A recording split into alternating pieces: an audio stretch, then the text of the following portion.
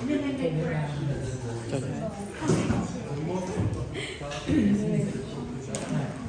When you summarize what is absolutely essential, it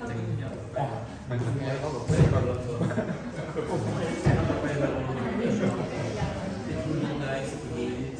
But that's not But only what is necessary. in the last part, only what is necessary. Required for submission. Which means something related to data analysis or conclusion. Because Litigation. we make all sorts of recommendations, some more or less important. So in the conclusion, just what you absolutely want the candidate to challenge before doing the presentation. I think it's Okay, we will next. Okay, so now I please welcome. Okay, the first presenter. So just before we get started, I would like to explain the purpose of this defense. The idea is to check if you are ready to do your data collection. It's likely that many of you will have to modify a few things. So we will prepare an evaluation sheet with our recommendations. And you will use that recommendation sheet to discuss with your supervisor, and your supervisor will check if you have made all the necessary modifications. We don't have time to do a second defense if this one is not very good. So you will use that list of recommendations to modify your project. Okay? If they have prepared just But they haven't proposal. submitted this. Okay, because I'm putting all these in past tense because I assume they've done it. They have not done any data collection. It's a checkpoint before the data collection to make sure that it's good quality. Take it very seriously, because if the data collection is not done well, you are very likely to fail. But until the data collection is done, you can always revise. It's easy to revise. If you don't do the data collection well, maybe you will not be able to revise anything. You will not be able to do it again. You cannot go to meet your respondents and tell them, oh, I didn't ask the correct questions. No, you cannot do that. So make sure that you are ready for the data collection. After that, even if it's difficult to analyze, you can take more time to redo it. There's no problem. If the data collection is good, there's always something you can do. If the data collection is bad, the entire thesis is bad.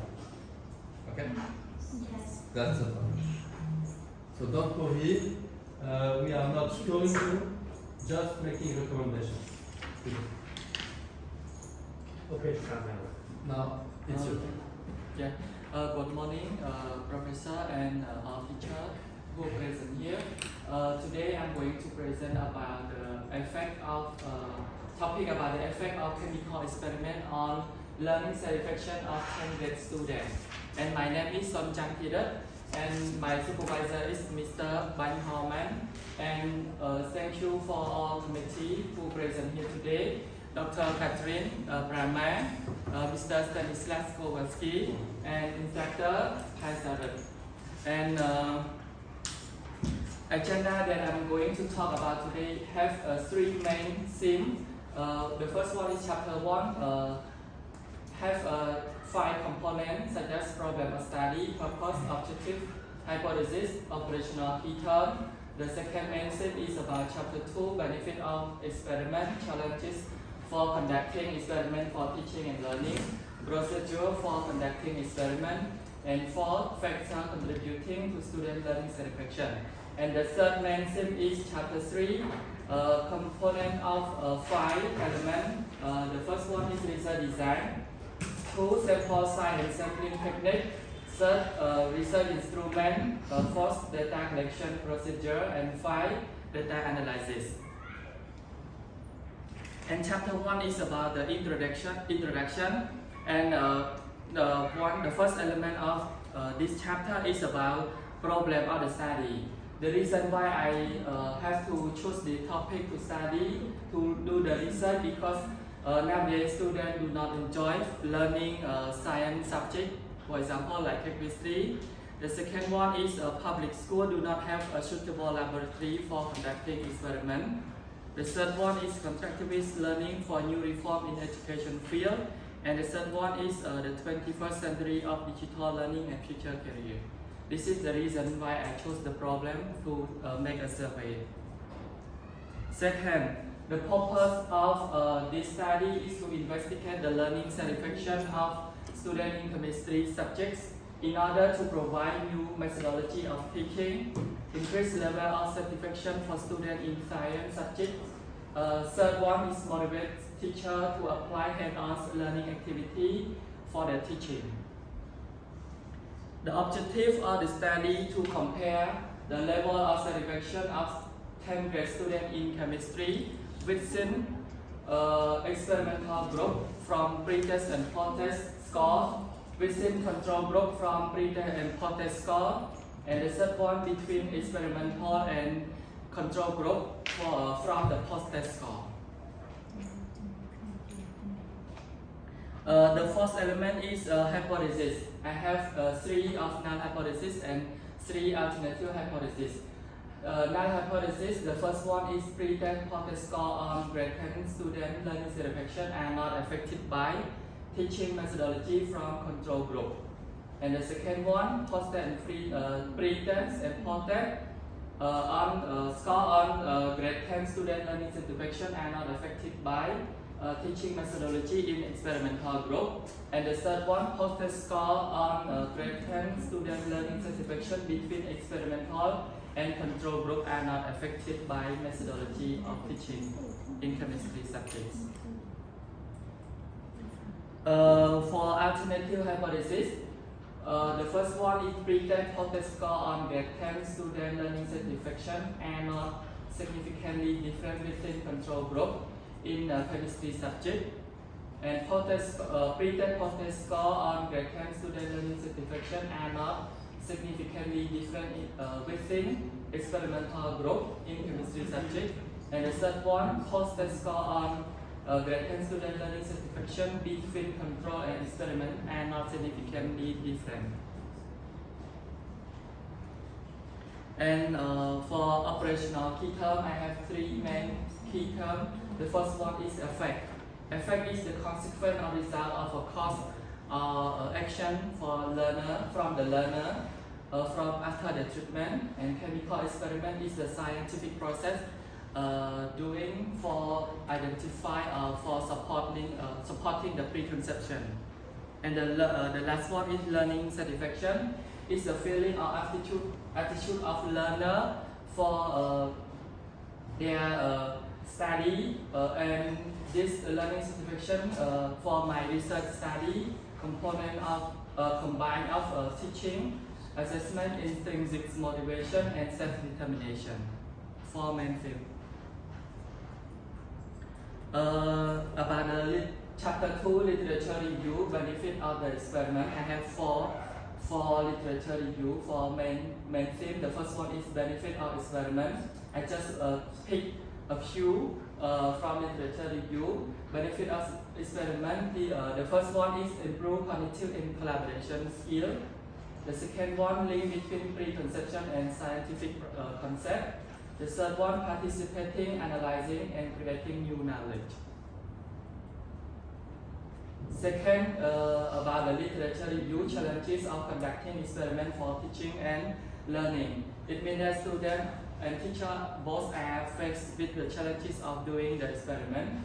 The first one is student lack laboratory experience, unable to conduct experiment and predict the result. The second one, lack of qualified teacher in Cambodia makes reform extremely difficult.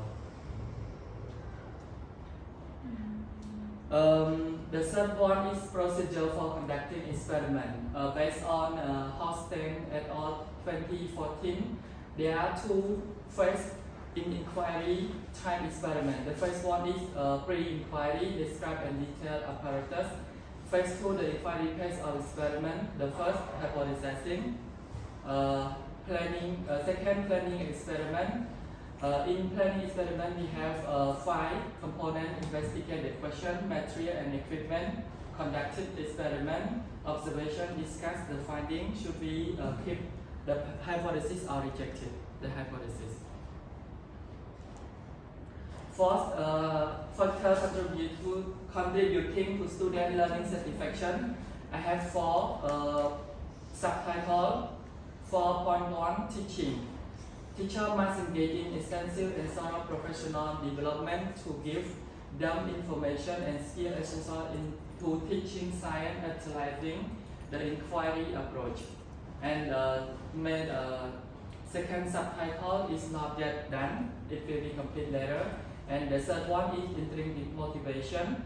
Assume that humans are innately active and that there are intrinsic input toward development that nourish them to function properly. The first one is self-determination. Self-determination scale is how much people or students tend to function on their own initiative. And self-determination theory (SDT) believes that engaging in interesting activity, exercising one's ability, and pursuing social connectivity are all aspects of how human is adaptively designed. For chapter 3, research methodology, the first one is research design. Research design, my research study is about the quantitative research, and it is a kind of experimental research design, and it is in type 2 new approach, A versus no A, and it is a kind of true experimental design, pre-test, post-test control group design. And I have picked 2 groups differ for a variable. Grade A is a kind of experiment group, and grade B is control group. For sample size and sampling techniques, I studied for my survey at Honsai Audible High School, my previous high school that I worked, and I used the way to collect the sample by convenience. At grade 10 students, a total of 512 students, but I picked only 2 classes. Grade A, 50 students considered as an experimental group, and grade B, 56 students as a control group. Number 3, research instrument. Research instrument, I use questionnaire to collect for information and demographic. I have 2 sections. The first section is demographic information, and the second section is student satisfaction item. In student satisfaction item in section 2, I have 20 items categorizing into 4 main themes. The main theme 1, teaching, it has 5 items from 1 to 5 adapted from FAIR-Z P2020. And the second theme, assessment, have 5 items from 6 to 10 adapted from Patel et al. 2011. Theme 3 and 4, intrinsic motivation and self-determination. It has 10 items from 11 to 20 adapted from Adora and Pedres Bitrand 2018. This is the internal consistency and reliability of the research instrument. The 20 items that I use for doing the survey, I have run with the Cronbach alpha. Cronbach alpha is a calculation for reliability of the instrument. And for teaching, the total of reliability is 0.90 for total of 20 items. The first teaching 0.54, assessment 0.68, intrinsic motivation 0.81 and self-determination 0.89 and the total of 20 items 0.90. So it is acceptable and excellent for doing the pre-test and post-test. This is the reliability for experimental group. And for the control group, the total is 0.85. It's still better than 0.7 because 0.7 is acceptable and good for the survey instrument.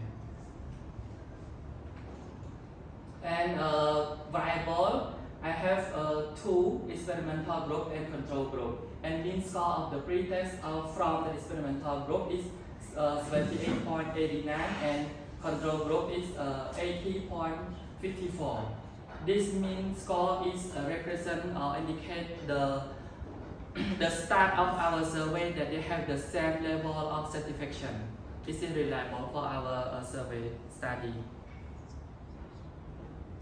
Number 4, data collection procedure. There are 4 types. Step 1, step 1 asking for permission and consent letter sent to the gatekeeper or school principal and discuss target teacher how to implement the experiment and do the pre-test and post-test. It means that I had to connect and negotiate a discussion with the chemistry teacher that I want him to conduct experiment 4 times and I am a coordinator in that experiment as well. Step 2, collecting demographic information and giving the pre-test. I have done the pre-test already, giving pre-test to both class experimental class and control class B, on February 15, 2023. I have done it already for my pre-test score.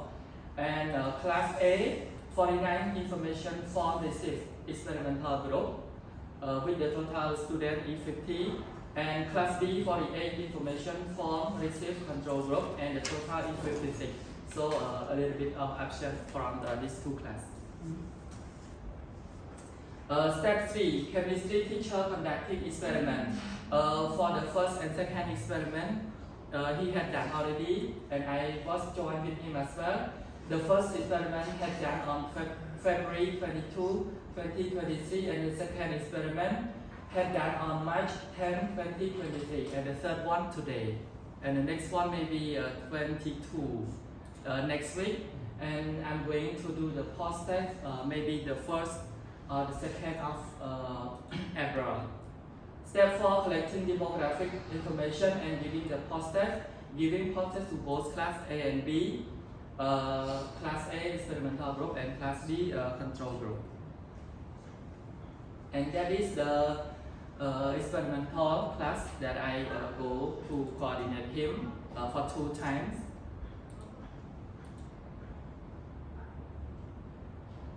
And the last one is about data analysis.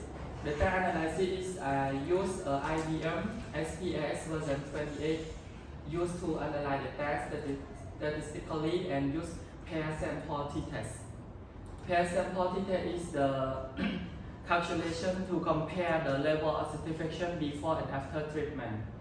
And also use Excel spreadsheet for organizing student information. And the last one is variable type, ordinal, nominal, and scale. Thank you for attention. Okay, so thank you, Stephen, for your nice presentation. Yeah. And now it's time for somebody to give advice, okay, like me, Yes. myself first, okay? So I have a PhD in biophysics, but my first degree is chemistry, and I taught chemistry in America. So this is a very good topic for me. And I wanted to go over your questionnaire, and I know you've done the pretest, but I wanted to just to ask a few questions from Fieger's work. I have a question about questions 3 and 4. My chemistry teacher understood by learning needs, and it may be the translation. But if I say to you, or if you say to me, do you understand your learning needs in learning how to speak Khmer? And I'm going to say no. Like, do I have self-awareness?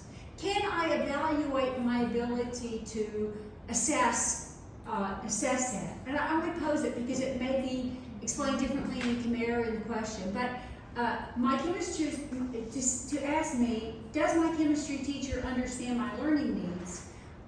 Maybe something I don't know how to interpret. That is, I don't know what I don't know. So if it was something that Fiegler used, and it's a direct translation, I think it's fine, but I think that becomes problematic because you're asking the student to do a metacognitive skill. They're trying to say, does the teacher understand my learning needs? It might be better to say, does the teacher observe when I struggle, right? Because I don't know if you understand my learning needs, but I know if I struggle. And then I can say, well, does the teacher see me when I struggle? Or if I don't struggle, then obviously the teacher has correctly helped me. But you have a range of abilities in the class, so there's always somebody who doesn't understand. It's not a reflection of the teacher's ability. It's more a assessment about one student. So that's question 3. And so I worry about if they can interpret that. So maybe it's better to say, does the teacher see me if I struggle? Or if the student is the A+ student and reads the book and has a private tutor, they always understand. And that student will always say, of course she understands me because I know everything, right? So it'll be the struggling student or the middle student who may have some questions. Now, the other thing is the expectations is students will struggle. You expect them to know 80% of the material. You're trying to push them that 20%. You don't want them to feel overwhelmed, I can't do this, I'm lost, I give up. But you want them to have a challenge. So you're walking that line on giving them just enough new information that they don't get stressed, right? So that's the other concept. Now, so that's question 3. This is the English translation of the Khmer, so this depends on, if something's lost in translation. Question 4, which is also from Fiegler, is my chemistry teacher communicated the subject content effectively. Effectively is also a word which may not have the same meaning in Khmer as in English. That is, I understand that word to mean that the chemistry teacher explained everything that I was confused about. So when, an American student will get that word, and so I don't know what the word is in Khmer, but the concept is that the teacher, that I never struggled, that I was not lost for the week. The concept is, I'm lost and I stay lost. I don't know, therefore it's not effective, right? Yeah. Or I'm lost today, but tomorrow it's fixed. Yeah. So that means it was effective because I grew, Yeah. right? Yeah. So that's the concept you're trying to put across, and I don't know if that's put across in the Khmer. Yeah. But that's also something that is ambiguous. So 3 and 4 are ambiguous. Question 8, which is from Patel's, when I did the test, they were clear to me what I could learn from them. Okay, now, on number 7, rather. The assessment was a good test of what I was taught. Now, the idea is this. An assessment should be of the same content, Yeah. at the same depth, right? Yeah. So, for example, if you say in this experiment you're doing calcium carbonate with, I don't know this quote. Hydrochloric acid. Yeah, with hydrochloric acid. So when you mix calcium carbonate with hydrochloric acid, you can say what are the products, right? Yeah. And the student will get that because that's coming straight from it. But if you say that, let me look. If you say that this is a combination reaction, maybe that's a term they don't understand. That is, you have carbon dioxide being formed. So CaCO3 reacts with HCO, and actually in your equation, the reaction between calcium carbonate and produce carbon ion. So you're doing just the part of the reaction. It's really CaCO3, which breaks down to CO2 plus Ca. There we go. CaCO, HCl, CaCO, and that. Okay. So the question is this: I don't know. Okay. But that is also an opinion, a strong opinion, and you're asking for perception. It's okay. But it becomes complicated in that how am I going to know? Okay, so this is me. I read the book and I have a tutor, so I get the question right. Right. Or I read the book and you explained everything and I could restate what you taught. That's fine. The question is the student who fails, right? The assessment was a good test of what I was taught. Are you really going to be just measuring whether or not they failed the test? If I failed the test, I was not taught. It may be that I don't have the prerequisites. It's not the teacher's fault. So I know that that's from Patel's test. If it's a direct translation, it's fine, but that to me will be when you're doing your assessment or when you're doing your summary or limitations in the instrument, you're going to have to qualify it and say, well, the students who failed obviously did not understand what was taught. So that has to be tied in. So I pose that as being problematic. And then question 8 was, when I did the test, they are clear to me what I could learn from them. And the idea here that you're trying to capture is, was there formative assessment? That is, when they have a test question, was it a learning moment? If they missed it, did the teacher explain why they missed it? Did they understand from the teacher's markings why they missed it, right? And so when I did the test, they are clear to me what I could learn from them. You might want to say, when I did the test, I understood why I missed questions, right? Because that to me is much more from the perspective of the student. You know, why I missed something. I understood why I failed, right? As opposed to, they are clear to me what I can learn from them. Because that may be for, a student, they don't know what they can learn from it, but they know if it was explained what they missed. Okay, so that's number 8. And then on number 10, the tests are not biased toward either high or low achieving students. Now, if I ask you that, okay, this is the problem. I don't know if I'm a high or low achiever in that class, right? I get tested once every 4 months, once a month maybe. And how do I know what the other students scored? Maybe everybody failed, right? In that case, I don't know if I'm high or low, but I'm really going to interpret that question based on me and my impression of the people around me. Are the people around me scoring higher than me or lower than me? So I don't have the metacognitive ability to assess that. Now, if Patel used it and you're just redoing his, I can't argue with it. You should look carefully then at his conclusion and interpretation, because he's probably explained that. But that translation should be carefully done in Khmer, because this will be my assumption. You are biased if I fail. I failed because your test is bad. I'm a student. I'm not very cognitively aware, and I assume the whole world is based on my perspective. And so if I fail, I'm going to assume it's because you weren't a good teacher. Well, I might be aware enough to know I'm a lazy student. I didn't read the book. But, so when you're talking about the perception there, that's the issue. So that's my question with 10. And otherwise, when you get into intrinsic motivation and self-determination and overall learning experiences, I don't see any qualifiers that are needed for that. But when you're looking at student satisfaction of the teaching and assessment, those questions may be misinterpreted. So I pose that as a thought. How's your English? I talk very fast, and my English is very sophisticated. I use a lot of clauses, I use very long sentences, but, that's me. So, and so what I'll do is I've written this down and I'm going to rewrite it.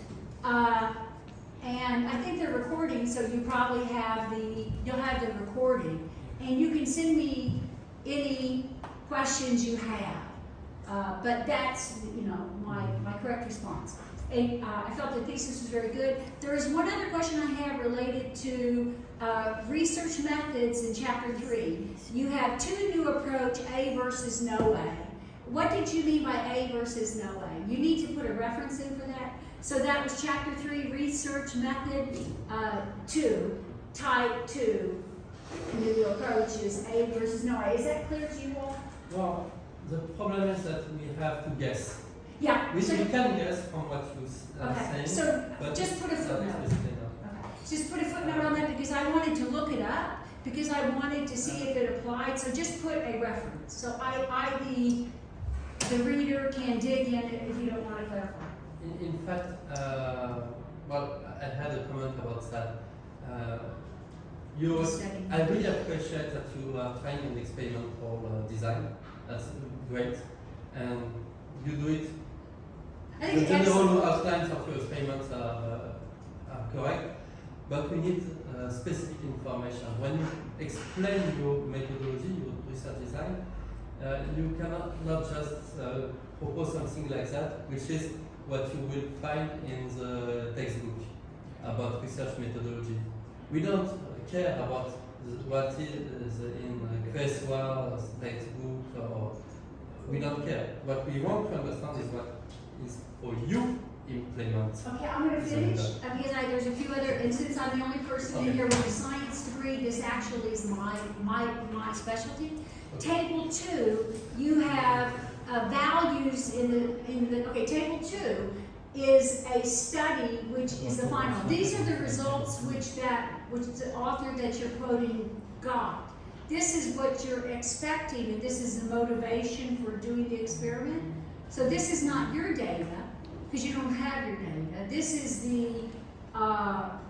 is an expectation based on a previous study, and it's a model for how you're going to process your data. Is that true? Can somebody explain that, Khmer, if you understood what I said? Just Wait a minute. did you use your own data? Yeah, my own data. I Because- use my pretest score to So this to is just for run your my chart. pretest. So Yeah. what? From the Okay. previous So- we have already started. Is that Okay, I will show that's you it. Just making sure because that was unclear. So that is your pretest. Okay. Yeah, and you should mention in the caption based on the pretest score. And also in table 5, it's the same thing. So table 2 and table 5. Okay, here you do say mean score pretest. Okay. Yeah. And, okay, so that's good. Now, do you feel, another question is, when you look at this is just before you do your post-test, right? Now, when you look at the data, if you feel that one question has heavily weighted your mean, you might want to add an additional question in your post-test to clarify. So you can say, I gave the same test, pre-test, post-test, same. However, I asked an additional question to clarify the question which modified your numbers. So what you're looking for in the data is the thing which is the counter to your hypothesis, which is the item which students gave you an unexpected results. And then consider if that specific question, and maybe it's 3, 4, 7, or 8, maybe add an additional question to your post-analysis, which will give you insight into why that value is unexpected. So you might add a few more questions in the post-test. You're still going to compare in your pre and post-test just the same, right? But you're going to now add a few questions to parse out the reason for unexpected results, right? Because you can now use those questions in your interpretation and conclusion. Okay? Okay. Is that clear? Can somebody explain that in Khmer to him if that's not clear? I'm sorry, But the reason I'm here is my English is great and I have a science degree, so I actually can say something. But my Khmer is awful, and therefore you all have to you know, but we can work together. And so anyways, one thing maybe if somebody in the room wants to clarify that in here, like Matt, do you want to? So do you think it's clear? Do you think it's clear? Yeah, I got Build it. the Okay, way because that's what, I mean, as Stanislaus said, it's all about your survey. Everything else you can change. The only thing you can't change is your data. The world is data. So you have to now, you know where you're going. You got it, pre-test. Now you have to say, in my pre-test results, what information can I drill down in with a couple extra questions, because you've committed, you've got your pre-post test. But now can I add a few that adds clarity? Okay? And that's what you're looking for now, and you're going through all the numbers in your data and you're saying, okay, this one's unexpected. And it may be, in my opinion, it would be 3, 4, 7, 8, or 10. If I'm going back and looking through the numbers, I would be looking at those to see if there was a misinterpretation. From the English, there's a misinterpretation for me, or room for me to have no cognitive awareness and give you a bad answer, right? So those are my points, and actually, yeah, that's the only thing. I think that's great. I think you did an excellent job. Okay. Understand what? You have the Okay, complete. It's a little bit unfortunate that you have already started your data collection, yeah. because now you have already started it. You cannot go back. You have to finish it as it is. The problem, if you modify your questionnaires, is that you will not be able to compare your pre-test and your post-test Yeah. properly. Well, no, he can. But- He can just add other questions and exclude Yeah. those from the But- set. So he's but- good. You can do something like adding a new question, that's Yeah. possible, but you cannot actually rephrase the question that you have Yeah, already you have to asked. keep the same You have to questions, keep the same questions, you can add more questions if you want, which are basically for which your might help your interpretation for the questions that were a little bit biased and not very Yeah, good. I got it. But you cannot just rephrase because it will no longer be aligned. So take it carefully when you try to improve your design, because you are already engaged, so you cannot just redraw and redo everything. So in terms of improving your research design, you have some limitations because you have already started the data collection. I have a few questions about your research design, sampling class A and B. So, and research design and sampling. So, experimental group, control group. I think we need some more better description of what you do with the experimental group. You have given one example of lesson that you do with the experimental group. You have already prepared the other lessons. So include those lesson plans also with in the annex of your thesis. Yeah.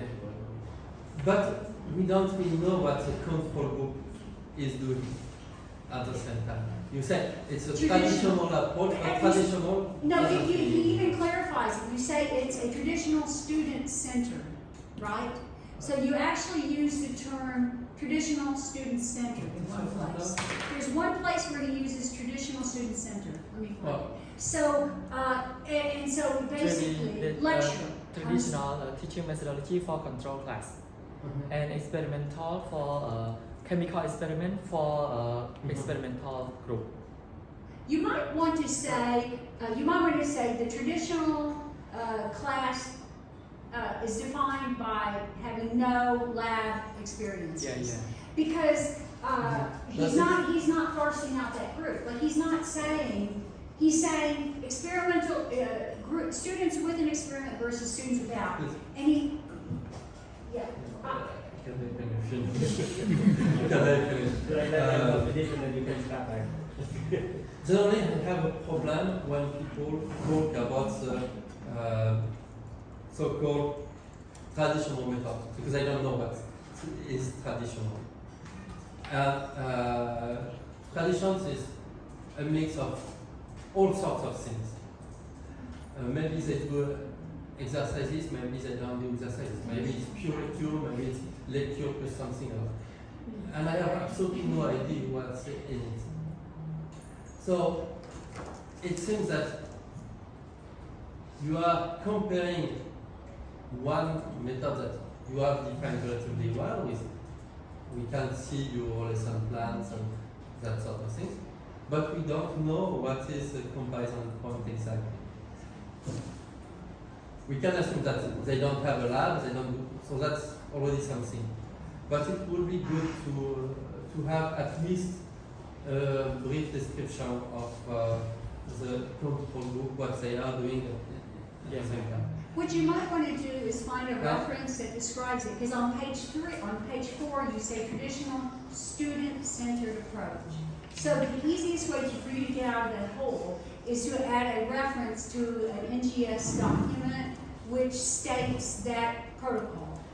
That is, you don't have to spend Well, if 2 they have- pages describing the protocol. If they have it. Or just as the lesson plans of the teacher. Or you could put it under the key terms. Put it under key terms. So you But- take it out of the body of the text, so you don't have to change your whole Please, flow. please try to find a way to explain what the control group is doing.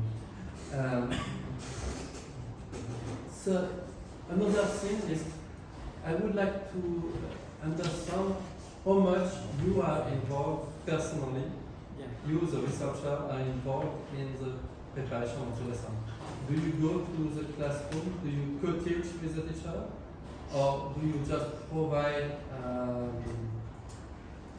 the lesson plan to the teacher and the teacher implements? What is I prepare all lesson plan, worksheet for student and teacher, and I go to coordinate him. and you go to coordinate it. Yeah, So it means that for each lesson you meet the students. yeah. So you are in the classroom with. So it must be clearly explained. I don't remember if you. It is. It did. Yeah, he does say that he is involved in this because he was there and had easy communication Okay. with the group. And then he states that he, in the appendix states that he, with help from the principal, was there to implement Okay. the experience. So that's, it's important for us to know. Because it's not the same to have a special lesson with an extra teacher and to have just a normal lesson. It might affect also. It might also affect the perception of the students. And maybe you can ask a question, an additional question in your post-test about that. What do you think of the intervention of the extra teacher? Yeah, I can add more question. To have a nuanced interpretation of the lesson. Apart from that, so I understand better what you have been doing. For the questionnaire themselves, again, you cannot really modify the questionnaires now, but I will give you my comment anyway, because the same problem can also help the others. When you write a questionnaire for the students, make sure that it's very friendly for them, very easy to understand, Yeah. and be careful about the vocabulary that you are using. Especially be careful about technical terms that you understand because you are a researcher, but the students in grade 10, they don't understand the vocabulary of research. For instance, you say you have a title, intrinsic motivation. What is intrinsic motivation? I mean, for me it's super clear, but For a grade 10 student, what is intrinsic motivation? Yeah. What are you talking about? We can translate it for them to understand if it is. So maybe in Khmer it's easier to understand because maybe Yeah. in Khmer you have to be more explicit. Yeah. But in English, honestly, self-determination. Yes, self-determination. But sometimes the main theme, the title, they don't understand. But when they read the Yeah, question, but they easy to understand. It doesn't matter. Well, it's more important that they understand the questions, sure. Yeah. But it's also important that they understand everything. Yeah, I got it. Of course, they can still answer the questions, but it's disturbing to have headings that are so difficult to understand. Yeah. And even in the consent letters that you write for the students, Yeah. make sure that everything is easy to understand. The consent letter is not too long. I mean, well, we will discuss about that for the other proposals. And in the questions themselves, there is a question. The question about bias. The tests are not biased to have either high or low achieving students. Well, Catherine has mentioned you don't know if you are high or low achiever until you get your score and you compare with your classmates. But the word bias, Yeah. do you think a grade 10 student understands the word bias? We can interpret the word bias to be more, You yeah, in Khmer more clarified for them. Maybe in Khmer it's clear, I don't know. But you should ask your classmates to, they will tell you if they believe that a grade 10 student can understand. It might happen that sometimes you need to explain a question. When you made them fill this questionnaire, did you do on paper in the classroom? Yeah, paper in classroom. I give them paper. Did you facilitate Yeah, facilitate. answer their Yeah. questions? I go to collect the data by myself and then give paper for them. So if they didn't understand the question, they could raise their Yeah, hand. a few questions that they don't understand, and I can explain them a whole class before they Okay. doing the survey.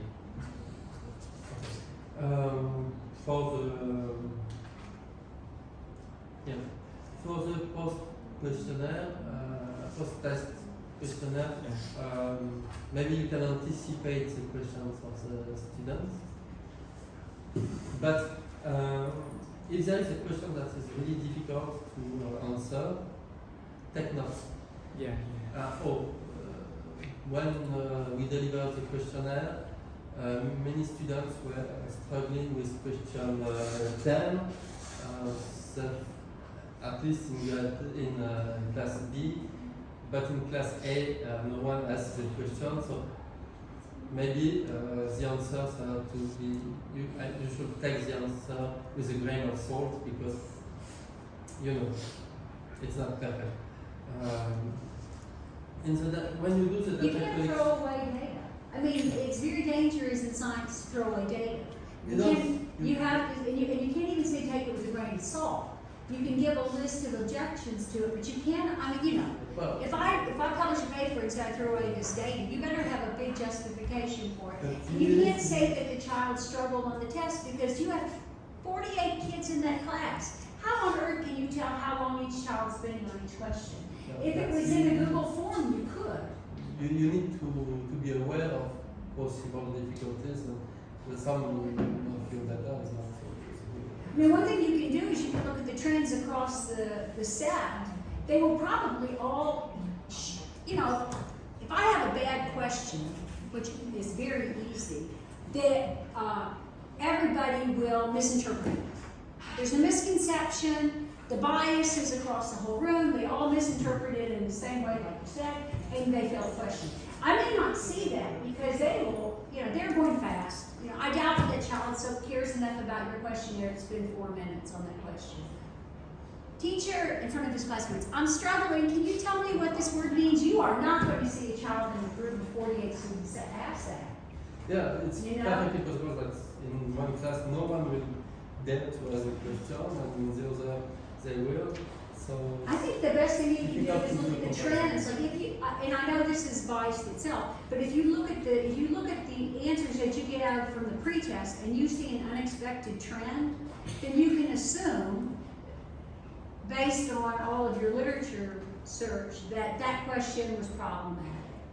And that's why I then say add additional questions to clarify what was, if there was a potential misunderstanding in the question. In the end, you're making a justification for that table. You're saying this has relevance or not. And your bottom hypothesis is that your data supports the value of experiments in lab, in chemistry. To state otherwise would be against the whole world, you would never do it. So therefore, in your data, you're going to clarify the questions which do not support your hypothesis by digging down, by drilling down further, by adding additional questions. I think that's a more effective, I think that's an effective strategy. What do you think, Sam? well, in any case, it's important that you report faithfully any problem that you have faced in the data collection, and that you are clear about possible biases in some parts of your questionnaire. It doesn't mean that all the data is compromised, quite the contrary. In fact, you do it to clarify what you are certain of and where there is a doubt, a reasonable doubt. For instance, you can say that well, question 6, where was I said was a fair test of my skills. Fair, probably clear enough. You can really rely on that answer. But if it's obvious that some or most of the students have not understood one specific question, report it honestly. Be always honest with the way your data collection has happened and what's You can't, I mean, how can you assess that? You know, Well- I mean, I say to you this thing, you take a test, I say to you, I think you missed that question because you don't understand. How can I interpret maybe you feel it's correct, well, obviously, these are perceptions, so there's no right or wrong answer. This is a it's perception. a perception. Therefore, how can I say to you, your perception's wrong? I mean, Well, how can you say that you gave a bad result? I mean, I hear what you're saying, but I wonder if in his conclusion or interpretation, he can state globally that students may have misinterpreted or misunderstood the question based on unfamiliarity with terms, but he can't select specific questions and state these are problematic questions. But he can ask additional questions, and that's where he'll get that clarification. But I think it's hard to, in a perception segment analysis. It's very difficult to correct any biased in my situation. If the question is biased, it's biased. So you just have to admit it and say that there is an uncertainty about the answer. You cannot. It's extremely difficult and almost always impossible to correct the bias by saying, "Oh, it's biased in this way, therefore the cause should be that." No, you cannot. Clearly, you cannot. You just put a question mark. Basically, it's the only thing you can do. At this point, though, you can add additional. But you can add an additional question But to knowledge have should not a double change any word. But you cannot change. It's too late to change the wording of your questionnaire. So that's it. Bad or good, you have to accept it as it is. To keep it as it is, with maybe some additional questions to double check clarify, and you will see, for instance, if you have a question to clarify question 10 with about biases. If after clarifying you see that the answers are dramatically different from the first time because first time they answered strongly disagree and second time is strongly agree because they have had some explanation about the meaning of the question, we might say okay. Well, no, because at this point, But- you would expect But it. the second You time, would expect, because if I'm in the experimental group, if I did an experiment and I disagreed before, now I'm going to agree. I say, wow, I understand because I experimented. What is calcium carbonate? Now I see it. It's this white compound in my tube. So you're going to expect, in this case, a big difference. You Yeah. won't expect it in the.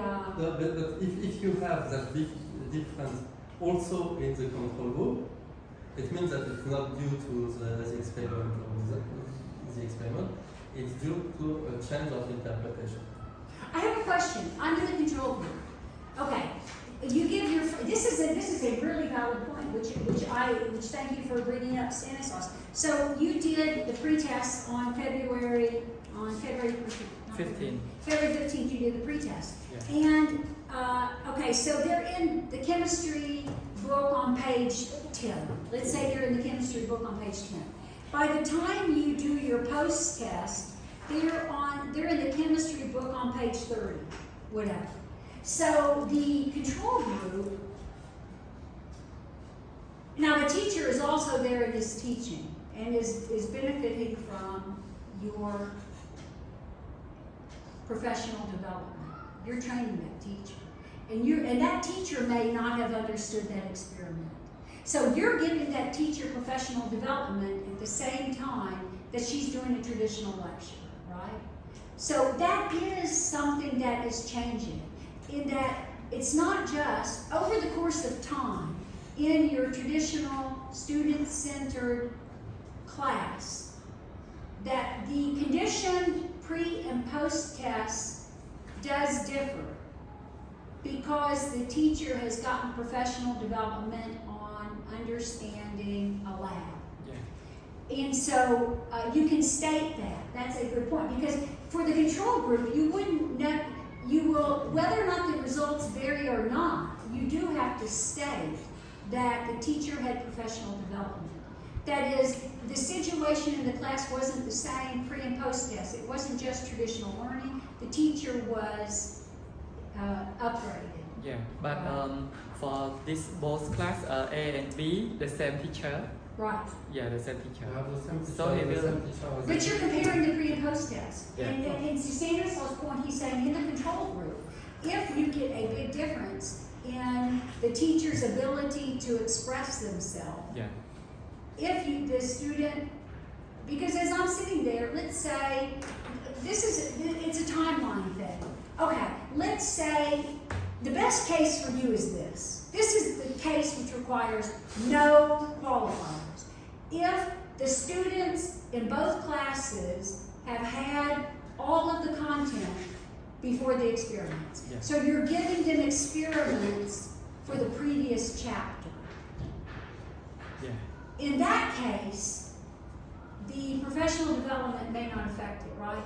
I mean, you can say, well, both of them had identical lectures. Yeah, we already teach them the concept and then we do the experiment later. Okay, so that's great. Yeah. So, because what will happen is, I agree, don't you think that the pre and post test will be the same? Because he's doing all of the lecturing about the experimental content for both groups before they do the experiment. Now, this will be the question though. Do they do another, okay, this is the other question. They do all of the work, they do the book, they get the assessment. Then they do the experiments. Now, the students will not know if their score would be higher or not, right? Yeah. So you might want to give them the end of chapter test again after the experiments, right? You do, okay, you teach them about calcium carbonate. Okay, pre-test, Yeah. calcium carbonate, lecture, post-test, not not your perception test, but their class assessment, knowledge. Then you do the experiments on calcium carbonate and on atoms, right? If you then give them the same post-test assessment and their scores are higher, you can state that they learn more. Now, one argument would be that repetition solves all problems. You hear it enough, I hear it 10 times, suddenly I get it, independent of the experiment, right? Yeah. I'm just giving you all of the areas which would be flagged in a write-up, okay? And that would be one other thing. Now, the student, if you do the pretest, you teach the material, you do the pretest, then you teach the material, then you do the class chemistry test, then you do the experiments, then you do the perception post-test. The students who have taken the post-test don't know if their scores have improved, right? They won't know, right? So that means if you then give them the chemistry test again, you will say their scores increase by 20% or 50% or whatever. The only thing you'll have to qualify there is you'll have to say, well, repetition solves all ills. If you hear it 5 times, it eventually sinks in. But I don't think that will be, oh, you know what you could do? This is what you would do. You perception pretest. You teach the material. You chemistry post-test. Then you do the perception. You could do the perception test. Then you do the experiments. Okay. Now this group is already moving on to a different chapter, right? You do the experiments, then you redo the chemistry assessment. You say we had 20% growth in learning, that the chemistry scores were higher. Then you do, again, the perception test, post-test. Yeah. Twice, you do it twice, because what you're going to find, or you could do that, and you could also give both groups the chemistry,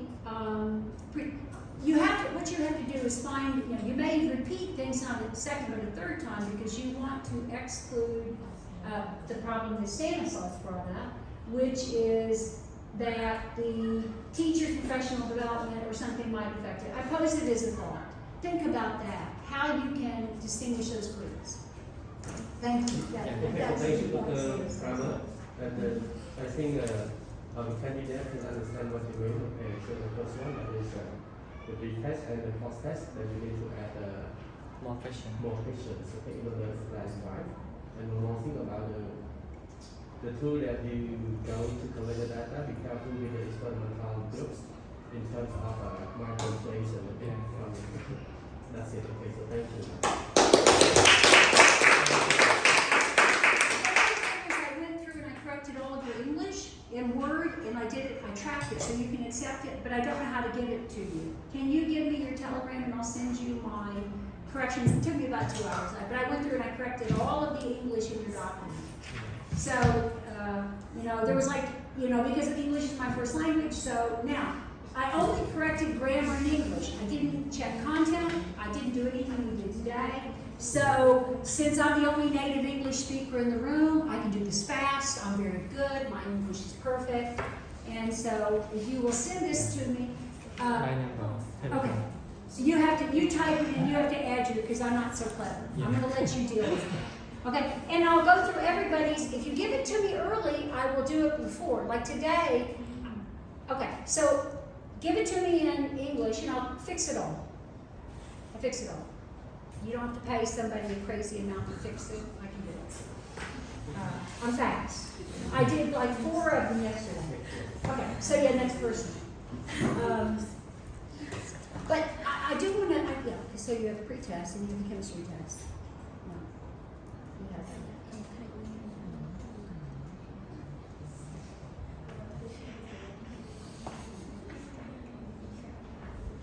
This is my telegram. Okay. Okay, and then what I'm gonna do is I'm just gonna take your document, which is on. Okay, so we say, okay.